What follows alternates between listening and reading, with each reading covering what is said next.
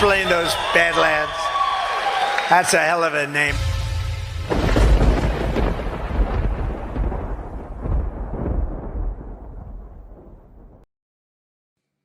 Here we are at the precipice, and I can see it, the glimpse of light piercing through the turbulence, surrounding the darkness, closing in.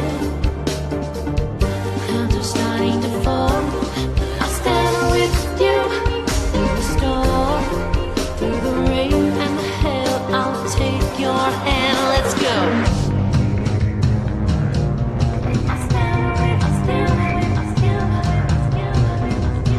This is it. They've sealed their fate. It's time to Obliterate the deep state. Obliterate the deep state, Totally obliterate the deep state. You may have to get you a larger room. Obliterate. And maybe it'll be built by somebody that knows how to build, and we won't have columns. Do you understand that? We get rid of the columns.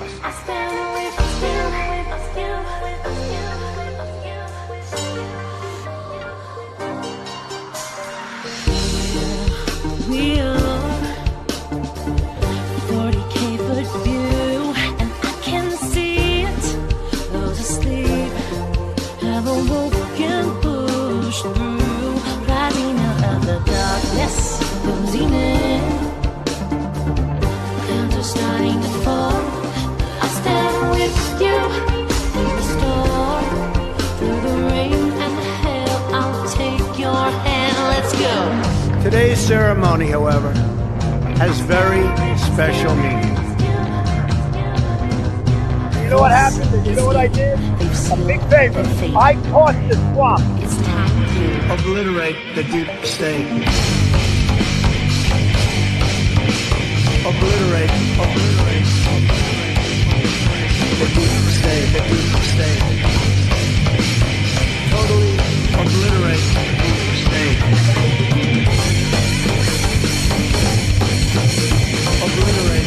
the deep state. Totally obliterate the deep state. Totally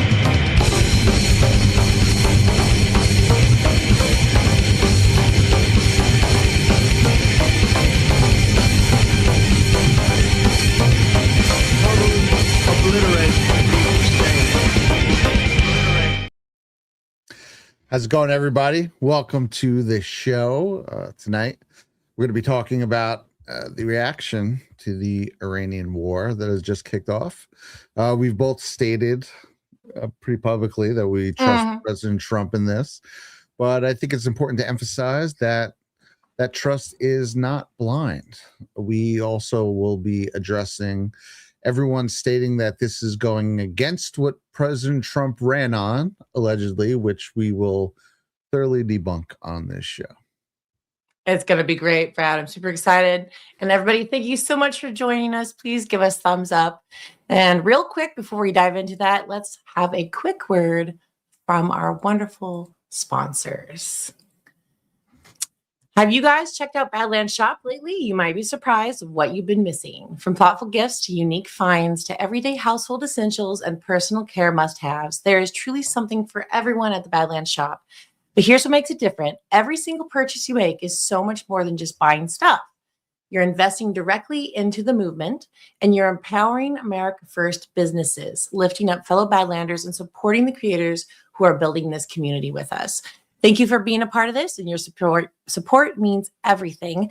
Head over to badlandsmedia.tv/shop or click shop on the main menu at badlandsmedia.tv and discover your new favorite brands. That's badlandsmedia.tv/shop. What up, Badlanders? Are you ready to rock something new in 2026? Well, as always, we got you covered with the Rise Badlands Native Collection. built from the rich tones and rugged terrain of the Dakotas, equal parts beautiful and brutal. Old roots, new vibe. Whether you got gators in your backyard or you have to take a bush plane to the post office, Badlanders are worldwide. Different dirt, same tribe. By the way, your friends at Rise have a deal for you. Show up at GART rocking your native gear, swing by our booth, and get in to win a free Badlands Rise hoodie of your choice. And don't forget, every order throws fuel on the fire of the Made in USA parallel economy. So grab something now at badlandsmedia.tv/rise. Legend says, on St. Patrick's Day, a beard without oil is just a chin with ambition. But a beard with soft disclosure beard oil, that's true treasure. Spiced vanilla, naked, smooth as a leprechaun's getaway plan. Soft enough to impress your barber, bold enough to confuse a baby goat. And this boar bristle brush tames your beard like it holds the crown coin. Every bottle is American made, which means when you buy Soft Disclosure, you're supporting 6 American small businesses. That's not luck, that's capitalism with cheekbones. And while you're at it, try our mint green deodorant, because even legends need fresh pits. Soft Disclosure, go for gold. Visit softdisclosure.com and use promo code TINYBRIGHT for 15% off. These statements have not been evaluated by the FDA. Promo code does not apply to bundle discounts. Do it. So a quiet first couple of months of 2026. Huh? Yeah, quiet. Yeah. Okay, so we're gonna get into this, and a decent amount to unpack here. But first, let's start with like the abstract. I trust Donald Trump. Okay, this is like when I first voted in 2016.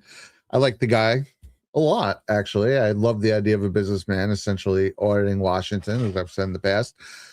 But past that, there was a little faith involved, right? You never truly know 100% someone in this position, as there often are in these things. But the faith pretty much ended there. For the past 10 years, I have extensively dug into this man's past. I've watched the first term with a microscope.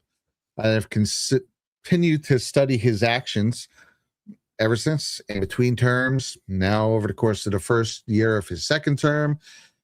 And I got to say, there is no one on this entire planet that I trust more than Donald Trump to be making these decisions. And I feel so privileged that he is the one making these decisions at the helm right now. And that is where I am starting from with this. Oh man, I love that. You know, it's funny because you grew up knowing Trump, right? In New York, you know, you were around New York City. I, however, am on the other end over here in Alaska, and didn't know the guy until he was running against Hillary Clinton. And I assumed, like I've said before, that they were part of the same machine. I already knew that there was they control both sides, and they meaning the New World Order.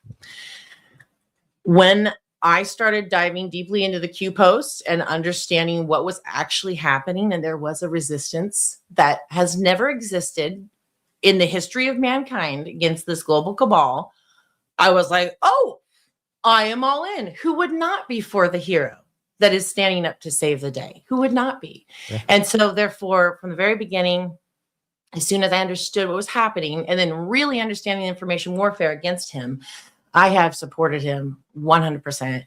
And yeah, so this should be a really good episode to go through why and the history as to why.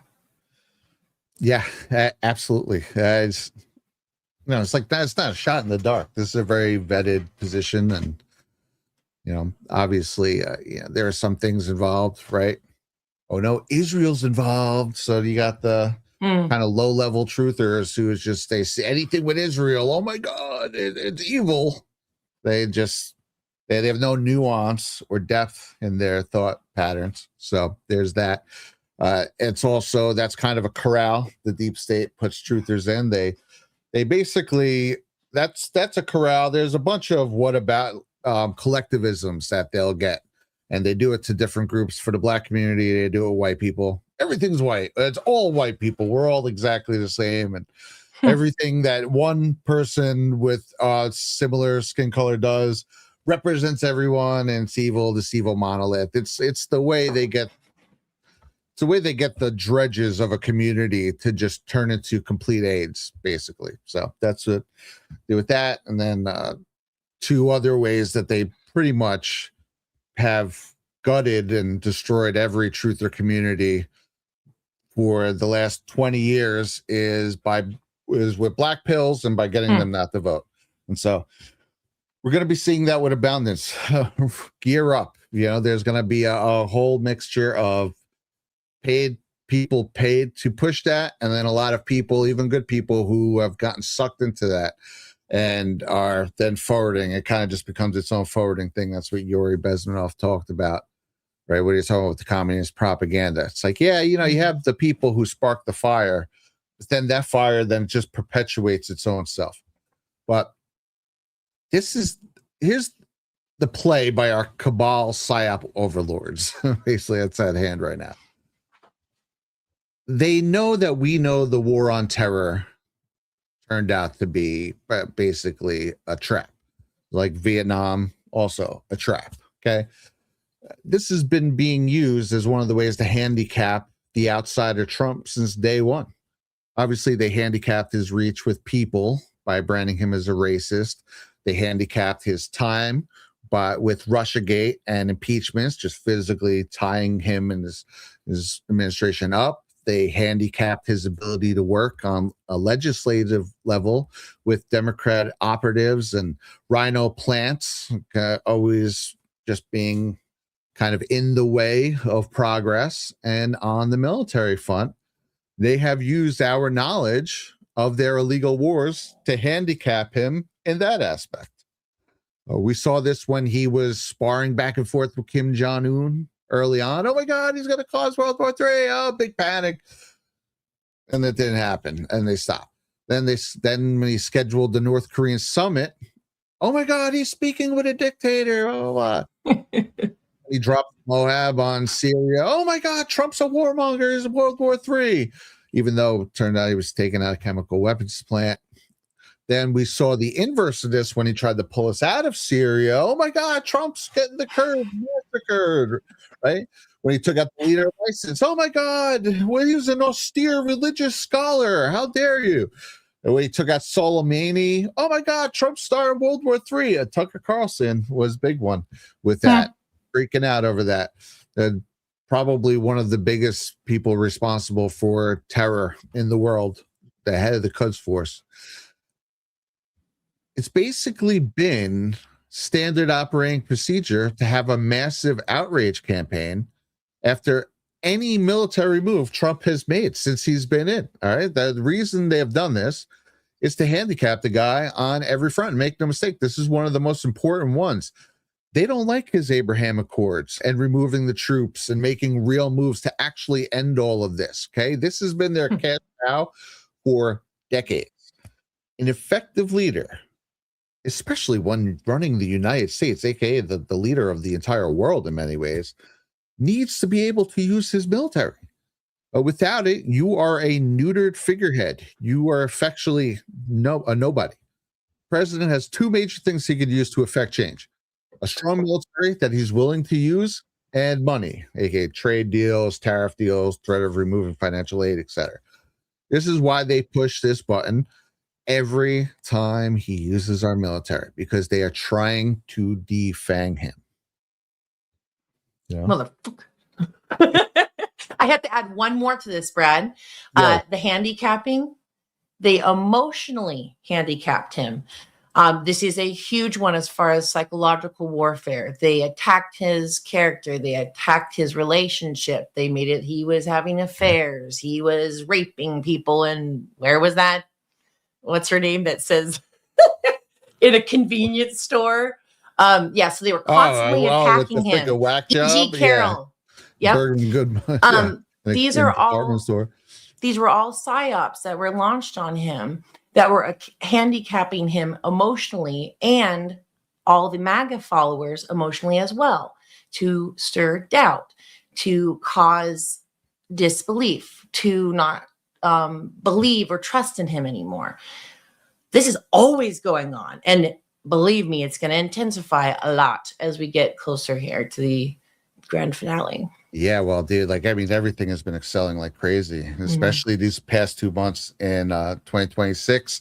Seems like that was the marker because they're just checking off things. I mean, you know, the extraction of Maduro, the arrest of Maduro feels like it was 8 years ago. I mean, then that was the big, oh my God. And then you get all the people who are like, well, I know Trump is saying this, this, and that. But here's what he really means. Now, I'm pretty sure he's taking out these horrible world leaders who have been the crux of most of the problems in the world for the longest time. If you would have told me in 2016, hey, this guy's going to get in and he's going to freaking take out the remnants of the freaking Chavez regime and the Ayatollah Khomeini, I wouldn't have even got in my car. I would have ran full speed to the voting booth and been like, yes, okay. And I know they've been able to twist this a little bit because we have been awakened to a lot of other things, which change our perspectives a little bit on the world. But these are still real problems. Okay, so what we want to get into here is the debunking of one of the main lies that they've been pushing is that President Trump lied to us. He said he wasn't going to do this. Quite the contrary. Okay, and the lead up to the 2020 election, he highlighted the operation with Soleimani, like every single speech. Okay, and it was said that they're basically begging for a deal right now. And yeah, I think in his mind, he wanted that to be the finish of Iran. They make the deal, they restore, themselves to a normal place, and that's that. So that was lead up to the 2020 election. And the lead up to the 2024 election, he actually talked exactly about what's going on right now in his Time Man of the Year article. And let me grab this right here. My folders. Oh yeah, it'll just take me a second to find this. All right. Everybody, thank you so much for watching. Please give us thumbs up. And Brad, I've been really enjoying this. And it is a hard topic, but we have to be aware. Like I say it all the time, I feel like a broken record. But there's going to be information warfare happening all the time. There's a psychological operation, and that has to do with, do you support what's going on? Do you not? And then also, do they reword and twist things to make it like, oh, what Trump's doing is bad? That's the hardest part for me right now, is I'm looking over at a little bit, and I'll turn back to you, but a little bit that's been able to leak out of Iran. And you have the people of Iran praising and crying in tears and saluting Trump for what he's done. At the very place, right? And then we have people over here like, oh, so terrible, we're starting war. I'm like, are you kidding me? So the narrative war. This is not Iraq 2.0. And it's weird that people are actually being able to push that. They obviously don't know what Iraq or Afghanistan was. But this is a quote, right? And there's several leading up to this for the 2024 election, but this is from 2024. It says, Mr. President, for the first time ever, Iran recently launched a massive attack against Israel from its own territory. It goes, right. If Israel and Iran go into a war, should the U.S. support Israel in striking Iran militarily? Trump, yes. If a situation like occurred, a lot of people say it was a ceremonial attack because they allowed everybody to know what happened, etc.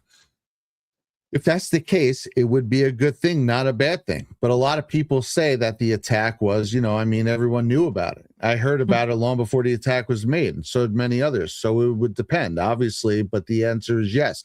They attack Israel. Yes, we would be there. He's been very staunch about all these things. This isn't some like, oh, he lied to us on the way up. Okay.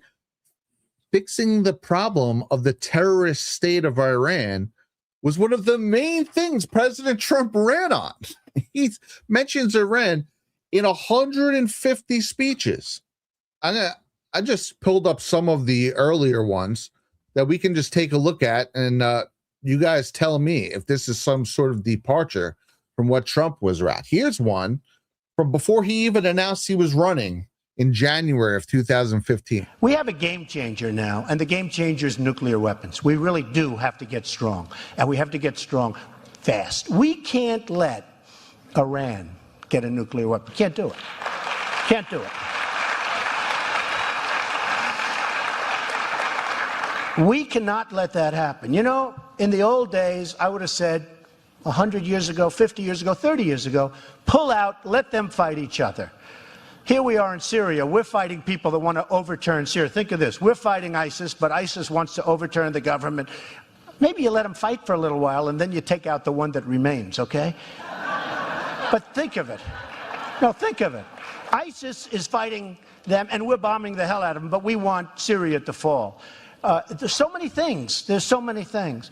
But the one game changer that we have to be careful with, that we never really had to think about too much before, other than a certain number of years ago, is the nuclear. Nuclear today, it's not like soldiers in uniform shooting rifles. You can take out the east coast of this country. You can take out large sections of the Midwest. You can take out things that were unthinkable, the power. And we have to be in a position where that never, ever, ever happens. We've never had this before. So if I run for president, and if I win, I would totally succeed in creating jobs, defeating ISIS, and stopping the Islamic terrorists. And you have to do that.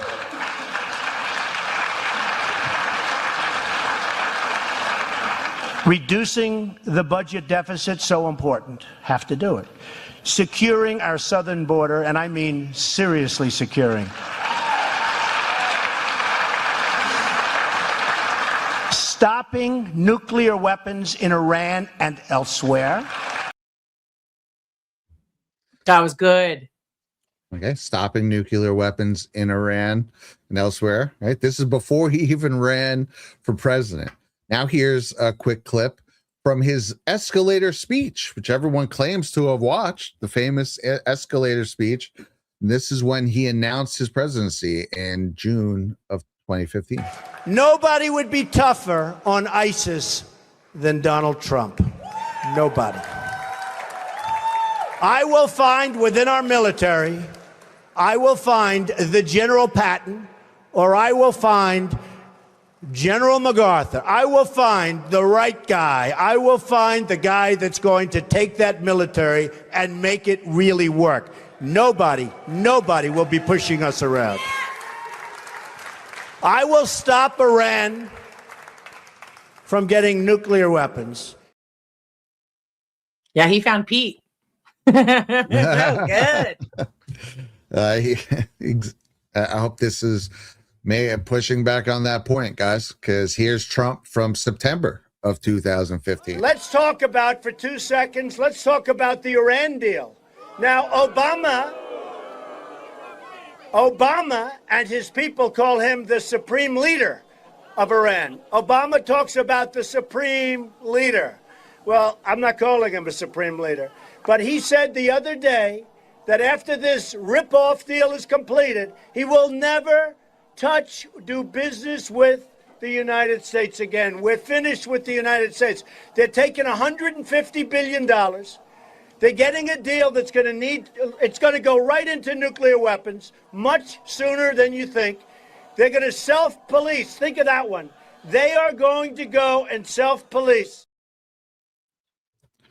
All right, that's him talking about Supreme Leader Khamenei. By the way, Supreme Leader, the Ayatollah Khamenei, there's only been two since the Islamic Revolution in 79. First guy was for 10 years, then he died. And then this one's been in since I was 9 years old. Okay. Oh, so it's, and they've had this crazy oppressive regime for, what's that, 37 years now. Right. So here's another one. This is also from September. And this one I like because he makes a very poignant point, which is pretty much the point I'm trying to make in this whole thing. This is him making it back in 2015 is you have to know when to use your military and when not to use it. And this is the sort of common sense that I really love having someone like Donald Trump at the helm, which is why I trust him when he uses it. I believe I'm going to have a military so strong nobody's going to mess with us, and you've heard me say that. Nobody. But you've got to know when to use it and when not to use it. We went into Iraq, and I said, a big article in 2004, July, in Reuters.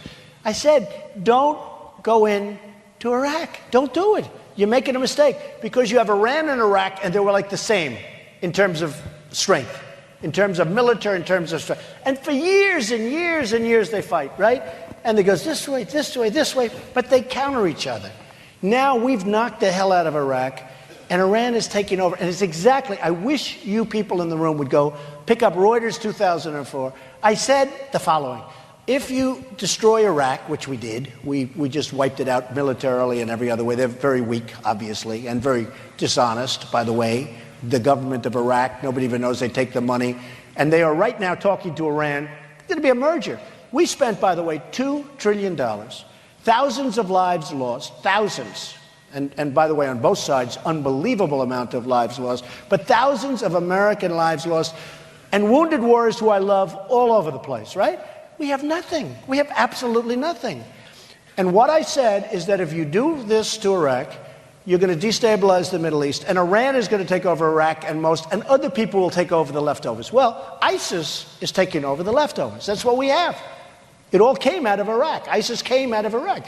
But then I say, I ask these questions, and they're saying, what would you do? Like Tim just asked.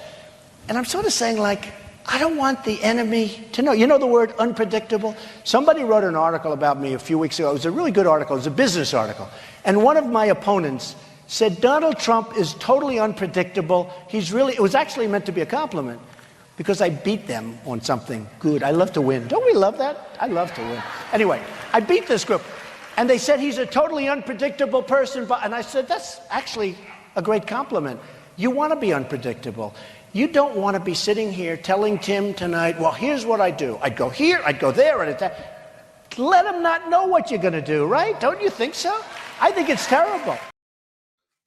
Let him not know. So Figure find it out now.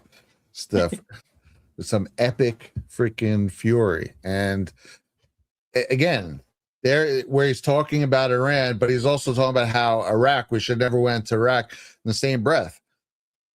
These are two wildly different situations. Iran and Israel have always been the two biggest problems in the Middle East forever. And now they're trading warfare with each other. So that's kind of interesting, the thing to think about as well. But nevertheless, Iran has always been the number one terroristic problem. One thing I used to get a lot talking about 9/11, even still, especially after the newest documentary, is acting like it's some sort of like taking the blame off of radical Islam or something. Oh. But I've made this point, I actually made this at a GART years ago on stage. The reason why they were able to set up radical Islam, because it's a real thing. It's been around forever. They have been slaughtering Christians since their inception. That's one of the first things they did was start an army and start systematically murdering towns until they converted to Islam from Catholicism. Okay, the whole thing was started to murder Catholics. If you look at the Torah or the Old Testament, it's talking about, putting people to the sword and killing. If you look at the Quran, it's talking about beheading people and killing. And then in the middle, you have a doctrine of peace with Jesus. So it's a real problem. It is a real problem. And yeah, they were able to set him up, but they set him up and then did this big vague thing that we'll talk about in a minute. But these clips I specifically chose these clips because especially that was one of them too, to show that Donald Trump's not just kind of a shooting in the wind here. This is a guy who's actually very read in on the situation over there. This is a guy who has studied the situation. And he's also been surrounded by generals who have studied the situation, right? One right here. Someone who wrote a whole book on it, General Flynn, on how to win the war in the Middle East, actually win it, not just this kind of back and forth play that they did while they sent money over there, this whole nine. There are real ways, and Trump showed us that. Every time he used the military in his first term, they were strategic strikes. They took out the head of the snake in many cases for a lot of things. They shut people up for a lot of things. And then there were a lot of people who saw that and went, oh, and all of a sudden they're coming to the negotiation table. So there were a lot of military strikes that didn't even have to happen because of the way he was specifically using it in the right way. That's why I will always trust him for the rest of this term. Who knows? Maybe when it's done, we'll look back and say, damn, dude, well, that one did turn out to be bad. I don't think that's going to happen. I really don't. This is definitely not going to be a forever war.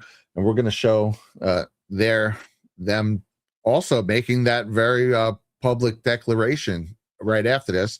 I have two more clips to show.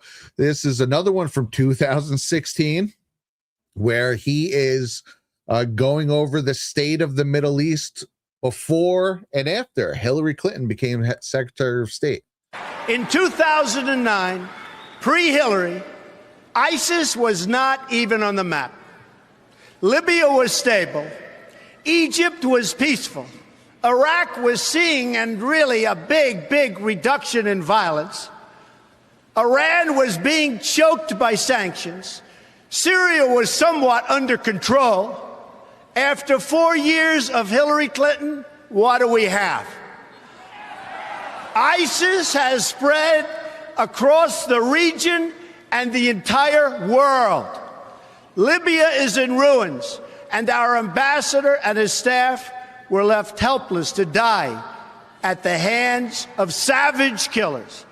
Egypt was turned over to the radical Muslim Brotherhood, forcing the military to retake control. Iraq is in chaos. Iran is on the path to nuclear weapons. Syria is engulfed in a civil war, and a refugee crisis now threatens the West. Wow. Yeah, these are so good, babe.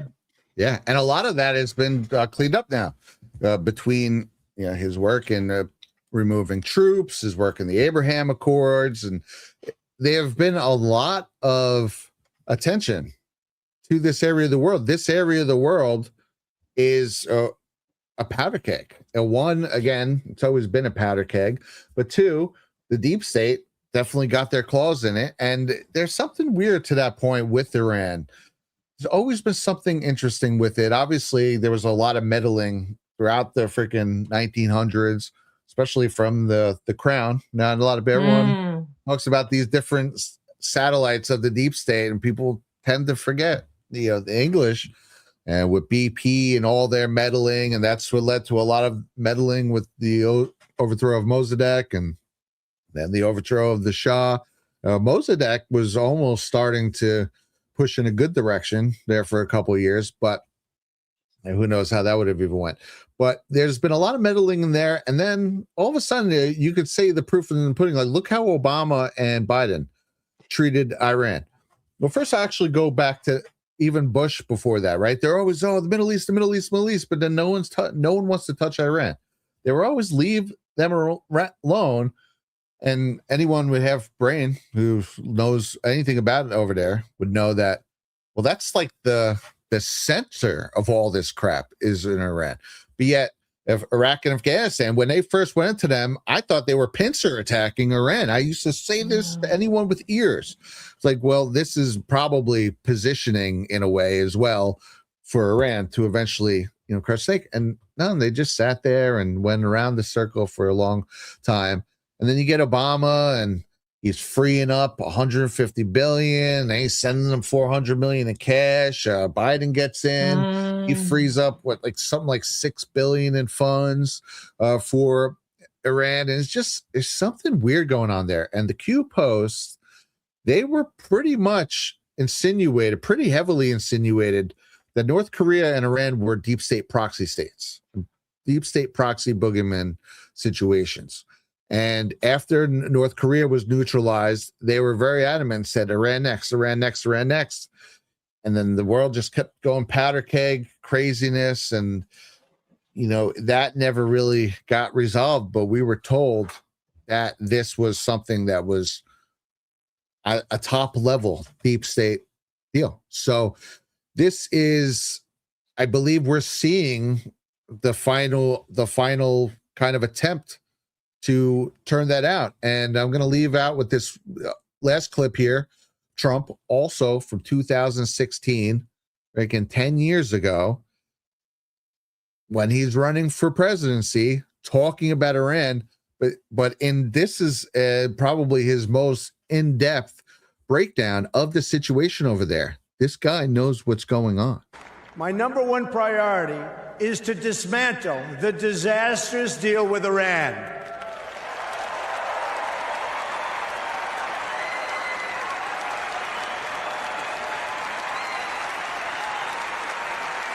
I have been in business a long time.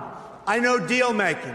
And let me tell you, this deal is catastrophic. The problem here is fundamental. We've rewarded the world's leading state sponsor of terror with $150 billion, and we received absolutely nothing in return. I've studied this issue in great detail, I would say actually greater by far than anybody else. Believe me. Oh, believe me. And it's a bad deal. The biggest concern with the deal is not necessarily that Iran is going to violate it, because already, as you know, it has. The bigger problem is that they can keep the terms and still get the bomb by simply running out the clock. Yes, it places limits on its military nuclear program for only a certain number of years. But when those restrictions expire, Iran will have an industrial-sized military nuclear capability ready to go and with zero provision for delay, no matter how bad Iran's behavior is. When I'm president, I will adopt a strategy that focuses on three things when it comes to Iran. First, we will stand up to Iran's aggressive push to destabilize and dominate the region.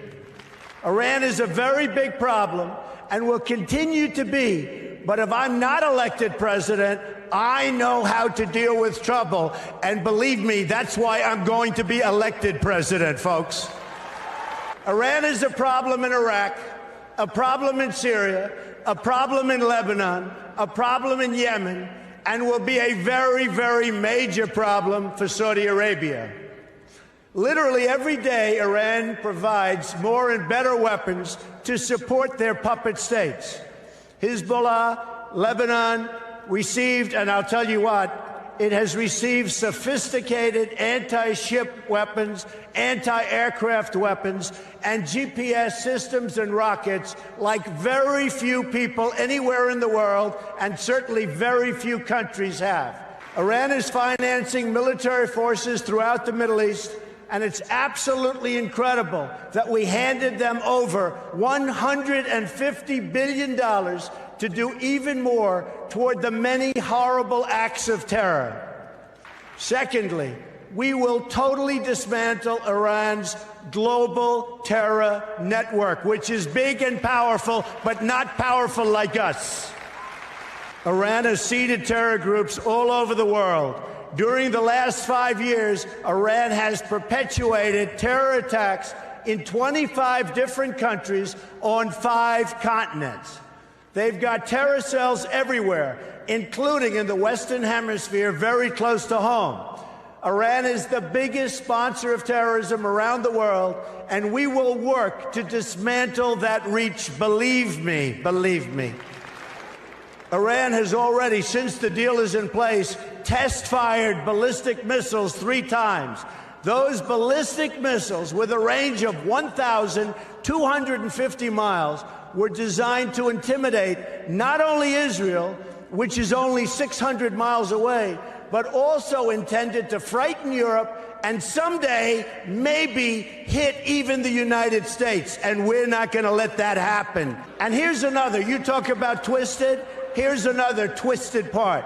Testing these missiles does not even violate the horrible deal that we've made. The deal is silent on test missiles. But those tests do violate the United Nations Security Council resolutions. The problem is no one has done anything about it. We will, I promise we will.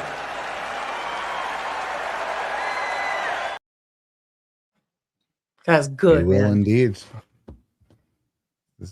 Promises made, promises what do you kept. think of that? Yeah. Oh man, this is just so good. So like I know that you have some other stuff, and so I don't want to go crazy into my spills yet, but I do see him basically understanding, I think it was called the Hegelian dialect, basically the problem, reaction, solution. He understood that they were the problem that kept on being created by us giving them money, by all these different types of means, you know, whether it was, oh, we're just fixing this deal that we had with Iran, like what Biden, why he gave the cash supposedly, you know, your take on that. But Trump saw the problem, and he knew that was the boogeyman. And he's like, hey, I'm going to take it out. We're going to fix it. We're going to free the people of the earth. Let's go. Right. He said that from the very beginning. And that's why I love the man. Like, who wouldn't before that? And see what he's doing. And he's freeing people. And he's destroying. He's obliterating. That's the key word here. He is obliterating the deep state, if you want to put it that way. And I'll pass it back to you, Brad. But I would like to, before we end the show, play the clip of his recent update on Operation Epic Fury, because it kind of falls into a lot of the stuff you played here. Yeah, we could play that in just a minute right here. And here's Dan Scavino. Promises made, promises kept. Never had it like we have it now. Right. And Iran knows that, and they've been put on notice. If you fuck around with us, if you do something bad to us, we are going to do things to you that have never been done before. Never had it like we. All right. So, you know, this is not so like, oh, what did Trump blindside us? He said he wasn't going to do this. It's like, no, he specifically said he would love to work with them. Okay. He would have loved to. Look what happened with North Korea. That was, I'm sure, on the table. They didn't want to do it. He held back Israel. Forget about that. You know, we'll get to that in a minute. But, and again, it's like you can't say anything other than hating Israel, or else you're a fucking Israel show. I've been very open. I don't think we should be giving them 5 freaking cents in aid. What is it? Freaking foreign aid. Well, we're giving them money. They print the money. What do you mean?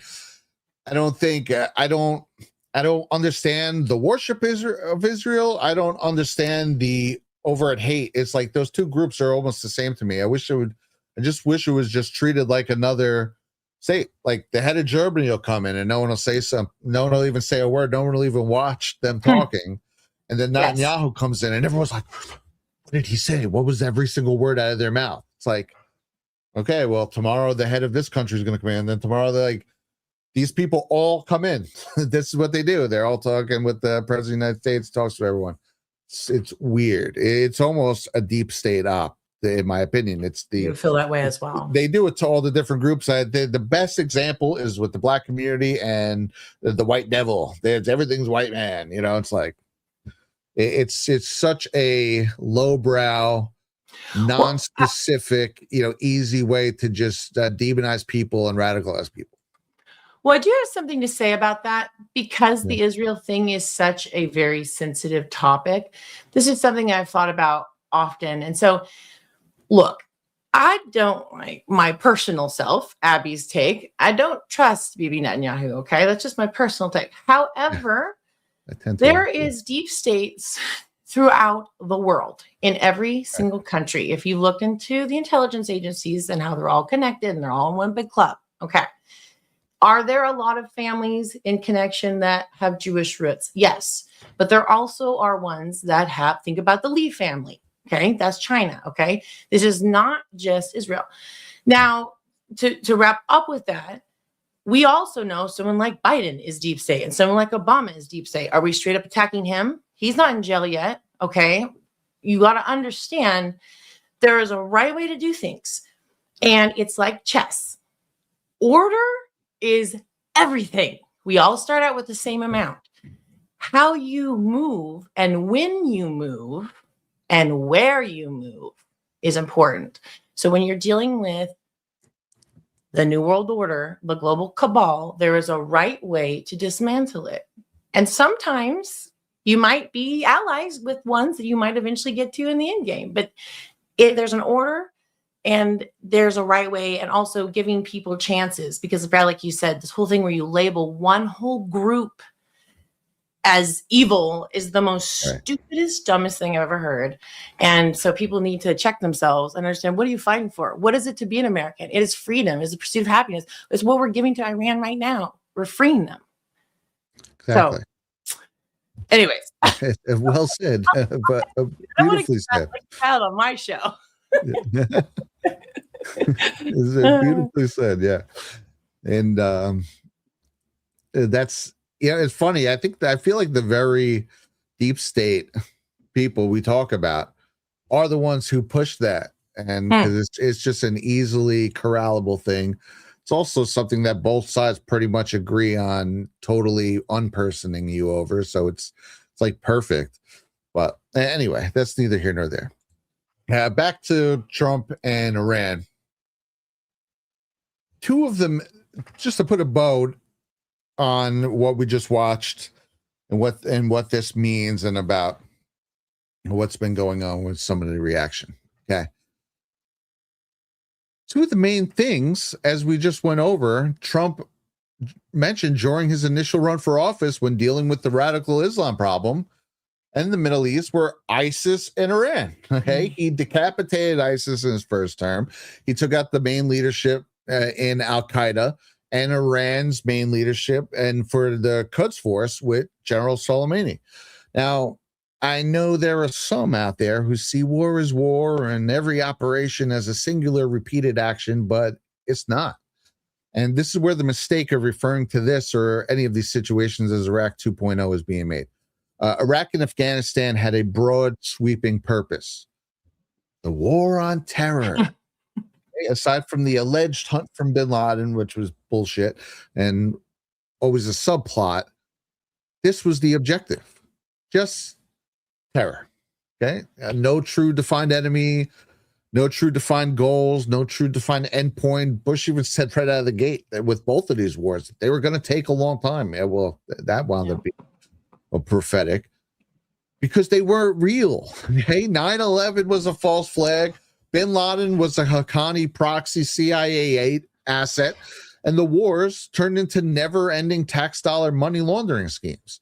They had our troops going back and forth in this never-ending dance where there was over there when a real leader would simply cut the head off the snake, solve the problem with real efficient strikes, in and out, and then, you know what? Doesn't work.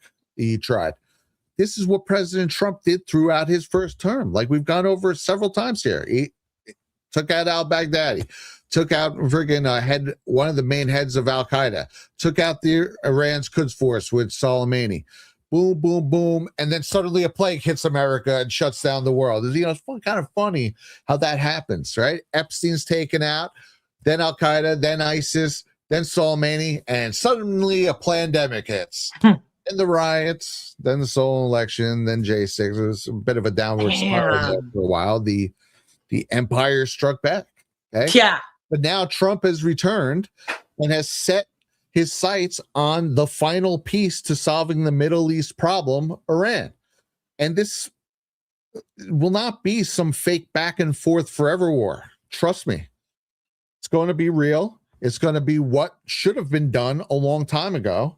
And Trump gave them the chance to avoid this. He held Israel back for nearly a year at this point. Okay, because Israel does want a forever war, which, much to their chagrin, is going to be yanked from under them once this is done. But Trump gave Iran the chance to avoid a military intervention, and they wouldn't take it. Okay, he had the North Korea package was on the table, and they declined. They had it on the table for a year. Now you get the ISIS package. Okay. So again, this isn't some wild departure from what Trump claimed he was going to do, because he literally ran on taking care of the Iran problem. And there also isn't some sort of shift on how Trump used to be in regards to the Middle East, because this is exactly how he handled ISIS, Al-Qaeda, and the Quds Force in his first term. Efficient military strikes, immediately cutting off their leadership, swift and brutal. And obviously, with this one, we're going to have to wait to see how this operation is when it's done to fully assess it. But this is right in par with exactly how Trump has been from the beginning. And I am here for it.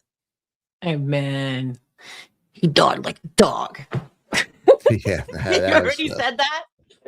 Trump was like straight up. Like Trump, he's not afraid to call out evil. He's not afraid to say, yeah, I'm going to take that person out. Like I was telling Brad earlier, and I get emotional about it. But a lot of the things that, when we talk about Iran, what has happened to the people over there, I think people are forgetting the people. The people need to be free. The people, wouldn't you love it if all of a sudden, like imagine you were under this dictatorship and this terrible thing where, especially as a woman, you had to cover yourself from head to toe. If you even tried, I think dancing to music was one, or putting on makeup, you had acid poured on you. Okay. And like Trump took that guy out. That's awesome. Right. So that just that alone is a huge thing for me. And it's strange that people are against that. And you have like the woke left, which is ran by these woke women that are against freeing the women over there. So that's strange to me. But again, it's just a sign that shows that it's not really about that, is it? That they are arms that the deep state uses. So, Brad, do you want to pull up that thing that I had here? Yeah. Okay. Yeah. So let's look at some of this now, because I think this is a great and a perfect top off. And we're we got to wrap it up sooner than later, I see. But okay. So again, going back to the Q post here, guys. So this is in connection to what the White House put out. But I found the post, this Q post 4961, and it says, endless lies, endless wars, endless inflation, endless printing, Brad was talking about, endless oppression, endless subjugation, endless surveillance. Who will put an end to the endless? Taking control. And the thing I want you to focus on is the endless wars here, right? So the White House put this out 8 hours ago. It says, President Trump isn't interested in endless wars. He's interested in ending decades of long chaos in the Middle East. Who will put an end to the endless? So this to me is a calm. And in this picture, it says, this is by Washington Post, says, critics say President Donald Trump's decision to strike Iran is a violation of his promise not to engage in forever wars. In fact, the opposite is true. Trump is not starting a forever war in Iran. He is ending one. So I just love that, to kind of put a cap on that. I love how could you call it a forever? They were calling it a forever war. So they've done this like 5 times already over the last 10 years. Yeah. They called it a forever war like 2 hours after it happened. Like, where's the threshold? I mean, I'm going to say like year 3. Maybe you could be like, hey, what's up with this war? We're going to wrap it up. It's going to be a forever one, Brad. Yeah, like a forever war? Like, holy shit. Did you get the memo? Well, I remember Biden saying that too at one point. I can't remember the quote. Thank God I can't remember it. I have all these, sometimes there are voices in my head of like all these quotes. But he did mention, he's like, we're going to have endless wars, just endless wars. And what that is it's a psychological, they're priming you to believe that this war over there is a forever war before you even think about it. Okay. It's a forever war. We want to first establish that. Now, it's so that's how you can see that when somebody's telling you what to think about something, that should be an instant red flag to, oh, that's probably propaganda. And Brad, that video you put out on your X a little while ago was an old tutorial of propaganda. And imagine if our public was taught that, in schools, they would know how to spot propaganda in 2 seconds. We'd have teenagers that'd be like, That's propaganda garbage. But the way it's been is people don't know. People don't understand. Still, I don't know how, but still to this day, that the mainstream media is lying to them. So a great example of that, and pairing it with the whole situation in Iran. And this is a little sad, but this is such a good video. And it's titled, it says, "This amazing and beautifully brave Iranian woman tells us what it was like for her as a child growing up in Iran." So I'm going to just play it. And this is great because this is what's not on the news. It's weird. Mainstream media news is not posting anything about what's happening there. And this is from an Iranian woman, her take on what Trump has done.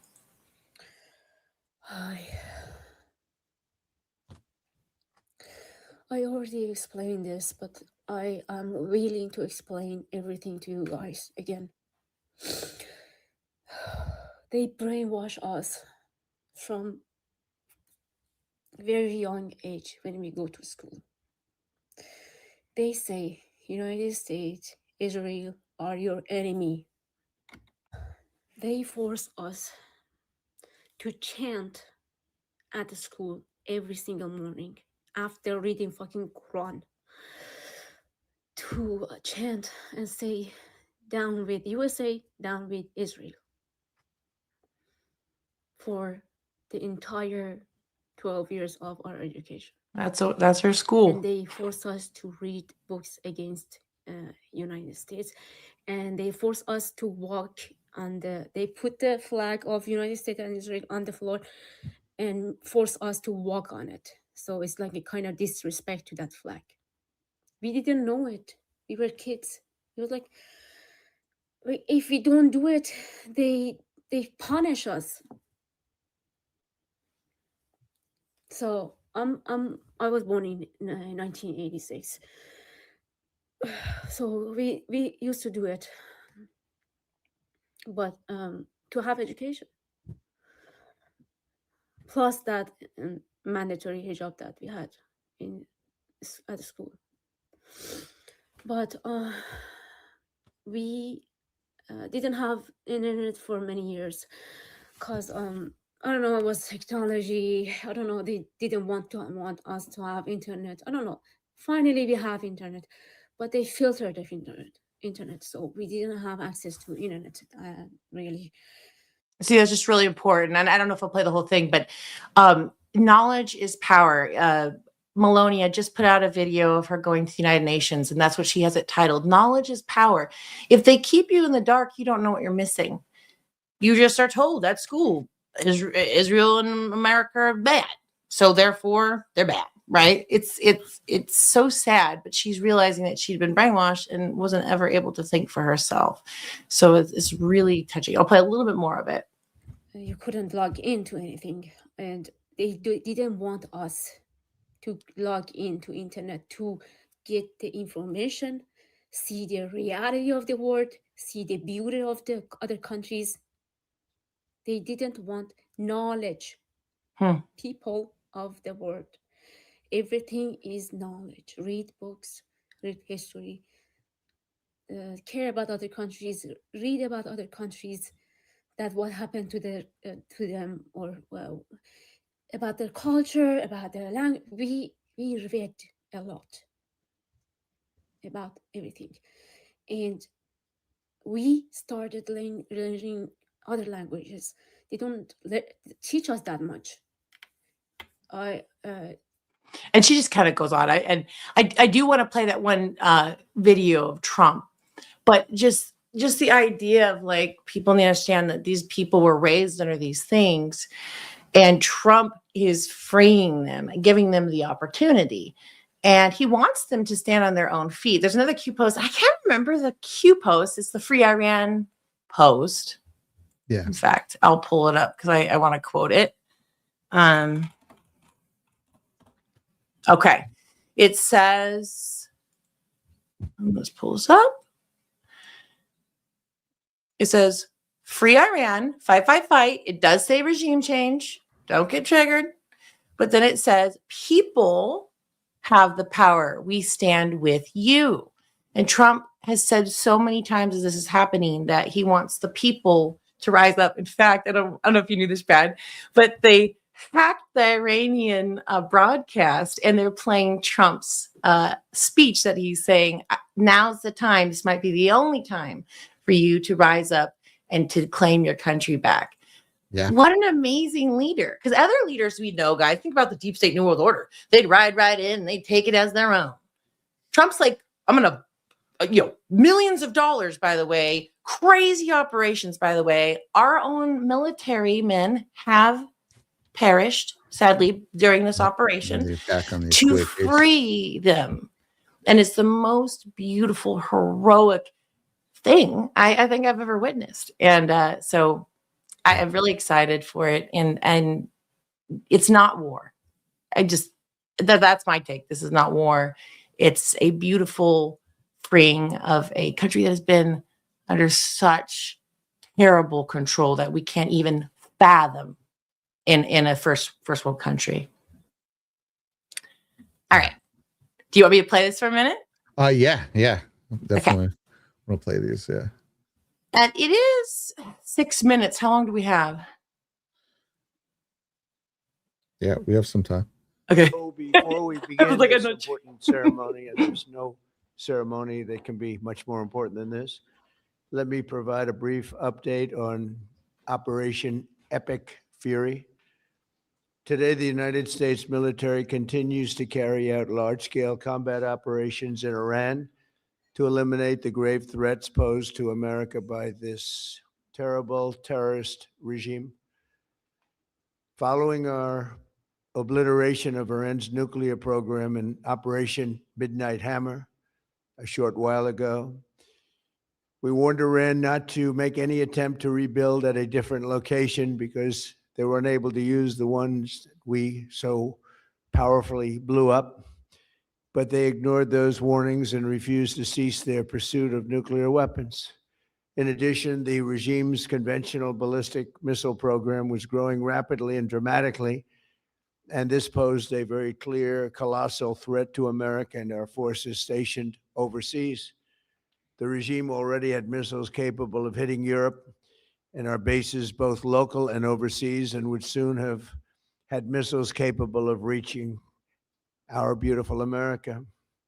The purpose of this fast-growing missile program was to shield their nuclear weapon development and make it extraordinarily difficult for anyone to stop them from making these highly forbidden by us nuclear weapons. We were the ones that were complaining. We were the ones that wanted it stopped, but everybody was behind us. They just didn't have the courage to say so. An Iranian regime armed with long-range missiles and nuclear weapons would be an intolerable threat to the Middle East, but also to the American people. Our country itself would be under threat, and it was very nearly under threat. I was very proud to have knocked out the Iran nuclear deal by President Barack Hussein Obama. That was a horrible, horrible, dangerous document. They would have had nuclear weapons 3 years ago, and they would have used them. But I'll not let that happen. Okay, I wanted to play that part, Brad, because it was one of the videos you played of Trump, and I hadn't seen it before. And he goes, "If we don't do something by this time, they'll have it." This is the past to the future now, guys. Now he's saying now they would have already had it, and he is preventing it. So he has never changed. He has never wavered. He's doing exactly what he said he was going to do. So I mean, this is who you supported. This was the package. This is the package. And I'm telling you, I like what the package is delivering. For almost 47 years, this regime has been attacking the United States and killing Americans. Every time you see someone with missing arms and legs or a face that's been absolutely shattered violently, it was almost certainly caused by an Iran roadside bomb. They were put there by General Soleimani, who was the father of the roadside bomb. Very proudly, he thought, but I terminated him in my first term. This was our last best chance to strike what we're doing right now and eliminate the intolerable threats posed by this sick and sinister regime. And they are indeed sick and sinister. Our objectives are clear. First, we're destroying Iran's missile capabilities, and you see that happening on an hourly basis, and their capacity to produce brand new ones and pretty good ones they make. Second, we're annihilating their navy. We've knocked out already 10 ships.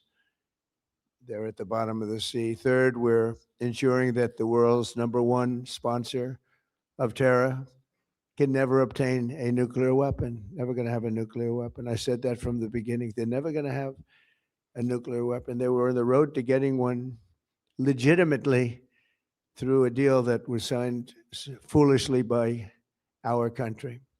And finally, we're ensuring that the Iranian regime cannot continue to arm, fund, and direct terrorist armies outside of their borders.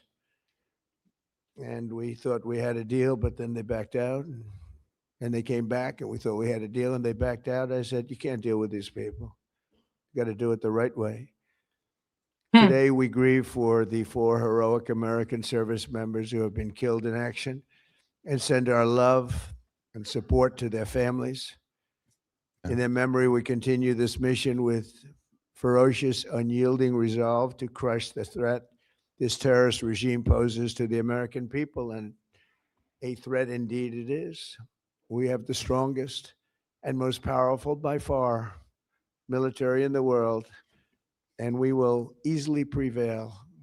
We're already substantially ahead of our time projections, but whatever the time is, it's okay. Whatever it takes, we will always, and we have right from the beginning, we projected 4 to 5 weeks, but we have capability to go far longer than that. We'll do it. Whatever somebody said today, they said, oh, well, if the president wants to do it really quickly. After that, he'll get bored. I don't get bored. There's nothing boring about this. Do you agree with that, Pete? I don't think there's anything, Mr. General. I think Do you agree with that, there's nothing Pete? boring about it. Somebody actually said from the media, I think he'll get bored after about a week or two. No, we don't get bored. I never get bored. If I got bored, I wouldn't be standing here right now. I guarantee you that, to go through what I had to go through. We also projected 4 weeks to terminate the military leadership. And as you know, that was done in about an hour. So we're ahead of schedule there by a lot.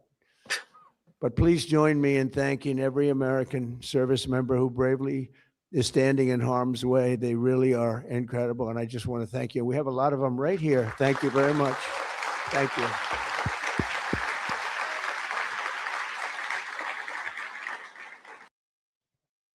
Yeah.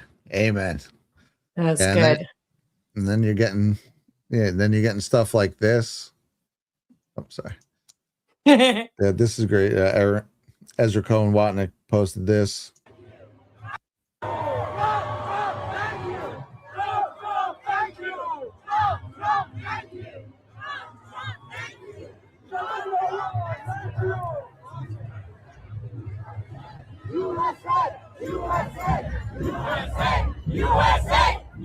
Let's go. Now, is this in Iran? wonder where this is. Not necessarily. And it's March great. Washington. Oh, that's Okay. so cool. Yeah, And that I heard through there was a big amount of people there. And it's just been happening like throughout the world since you were doing that. This was another one I came across. And I Oh, just yeah. love it. This is a good I one. love you, Trump. You can't imagine how we are appreciate our country, our people. I'm really appreciate. We love you. Thank you, Mr. President. You could tell that she was hoarse because I think she has been screaming, Right, all the thank time, you, yeah. Trump, all freaking day. Country, our people. I'm really appreciate. We love you. Thank you, Mr. President Trump. God bless you.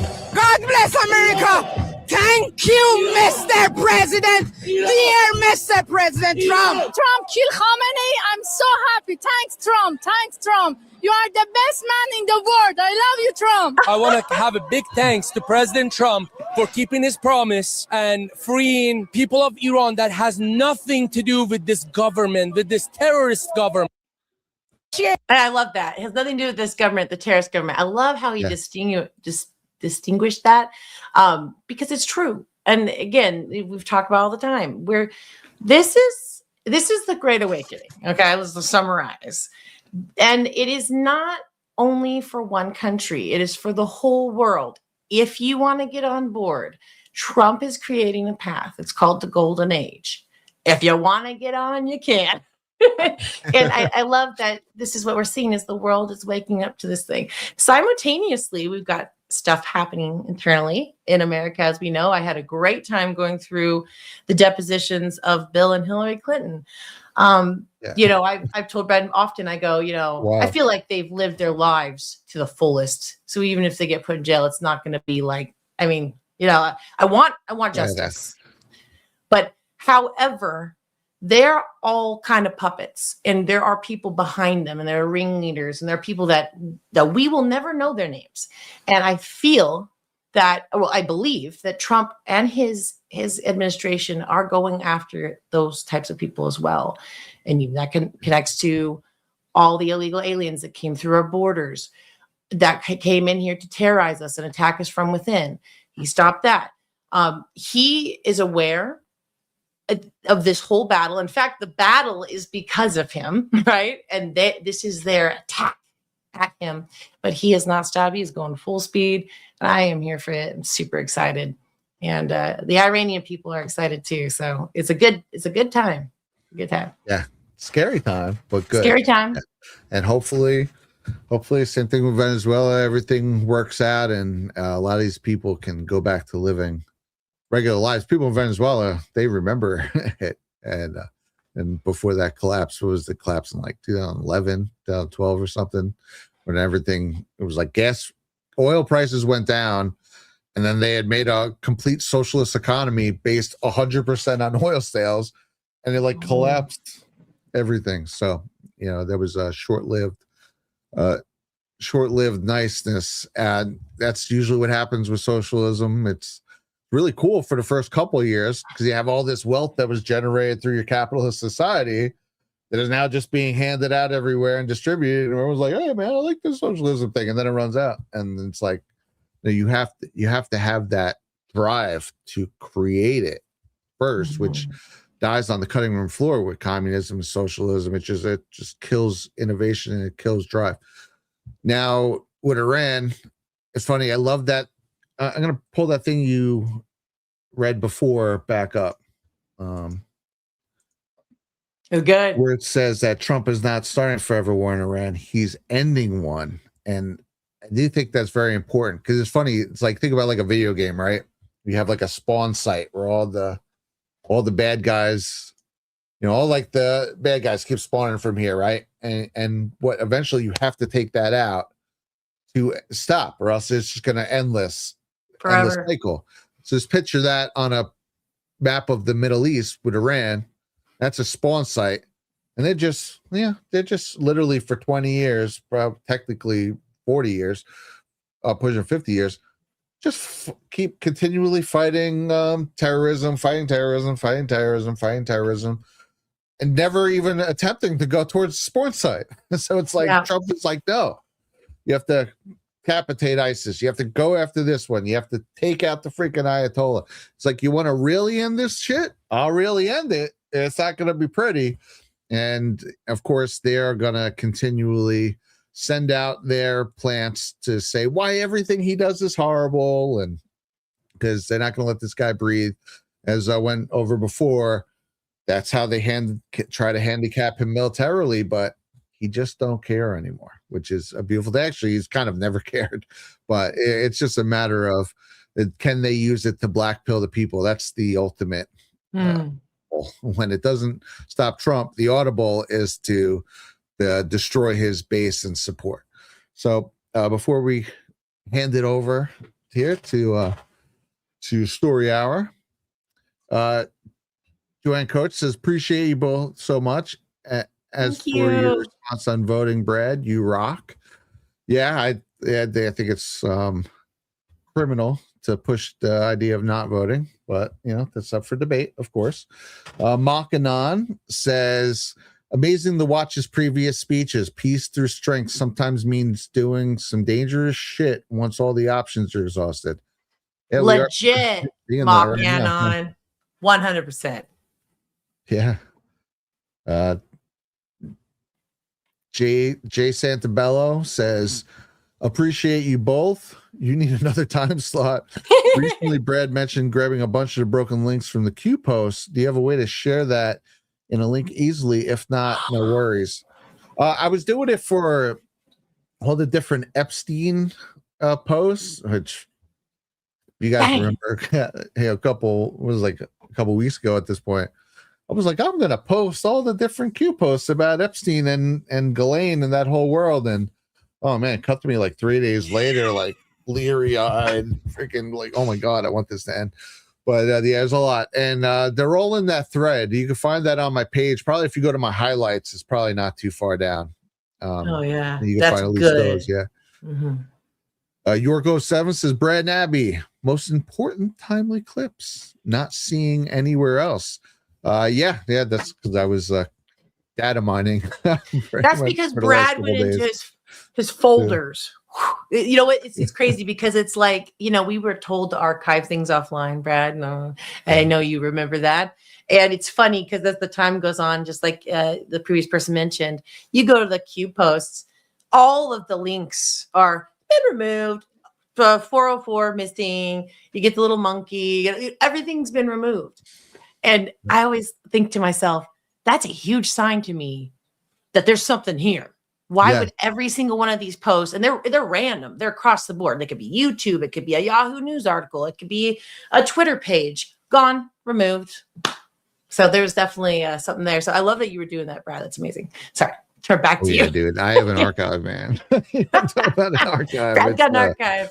It's insane. I kind of get lost in it these days. Finally, Artsy Jones says, thank you both for bringing a great show every time. Oh, thank you. God bless. And Artsy Jones, do you remember the other day? I was on an altered state and I mentioned the drawing of Sparky that Artsy Jones had made. Let me grab it. And then I went to go grab it. I even went into Abby's office there, walked right past it because it's on the wall as she's going to get it right now. And I was like, when she got home, I was like, where's the freaking picture of Sparky? She's like, it's on the wall. Let me get my I was like, in here. at one point in my journey looking for that, I was like 3 inches from it. Yeah, RC John drew that. Is that freaking? It's just a spitting image of Sparky. I mean, and the detail, it's just fabulous. We have such amazing artists in the movement, by the way. Yeah. And then the coolest thing, it shows you we're winning, man. We're taking it back. Me away. And it's not just like a generic pug. That's really That's what Sparky specifically looks like. Oh, he looks like this. Oh, and she's signed the back and everything. Thank you so much, Archie Jones. I love it. I have it hanging right at my door there. It's actually right off the camera. Maybe I should switch that. Cool. Well, thank you guys for hanging out. We hope you appreciate the show. And those clips, we won't find them anywhere but here. Maybe I'll post some to my Twitter in a little bit. Yeah, do a big Twitter, do a Twitter thing. Yes, Brad, that's what needs to be done because it will Twitter. really help people. Call Twitter X. Oh yeah, derp. But yeah, so definitely follow us on X, guys. I'm Brad CGZ on there. There's blue_eyes for Abby, and you won't be disappointed. Love you guys. Have a great day. All right, see you guys later.